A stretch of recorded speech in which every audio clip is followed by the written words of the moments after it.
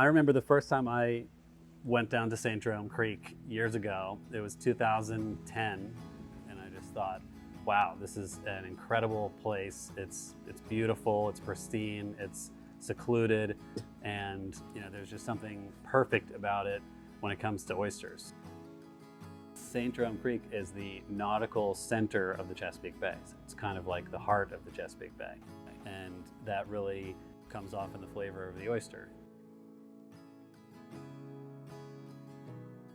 So every year we raise millions of baby oysters at the farm, and when they're ready to go out in the water, we plant them in cages that have feet on them that hold the oysters up off the sea floor, and periodically we pick them up and tumble them to help shape the shells and clean them off a little bit, and then we replant them back in the water for further growth, or we harvest them and send them up to our restaurant in Baltimore. And it takes about 2 years to grow the oyster from seed to what you see here.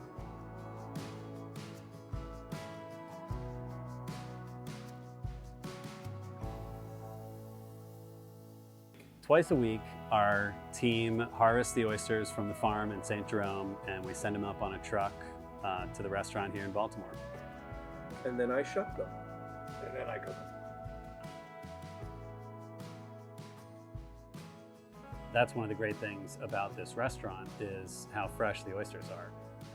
We bring them straight from the farm, straight from the source, and there's nothing like eating a fresh Maryland oyster. It's an incredible experience, and it's one that I think is unique. The restaurant was just a natural next step and a natural extension of the farm and what we were doing, shucking oysters on the streets of Baltimore.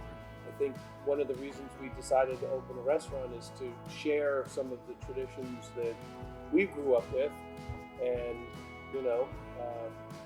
let people know the importance of where their food comes from. Maryland seafood is just part of my life and my upbringing. What's great about having the restaurant and having Zach here is that if you are apprehensive about eating a raw oyster, Zach will do them fried. We'll put them into oyster stew. I mean, the first time I had the fried oyster here, I was like, that's my new favorite thing. This is the restaurant that oysters built, so making sure that they are in the forefront along with all the other great seafood that we get out of the Chesapeake Bay. In addition to being in the hospitality business, and feeding people, we're actually doing something good for the Bay. For each oyster that we slurp here at the restaurant, we put 5 or 6 or 7 more back in the water, and they create habitat for the surrounding ecosystem. And that's why we say that oyster farming isn't just sustainable, it's restorative.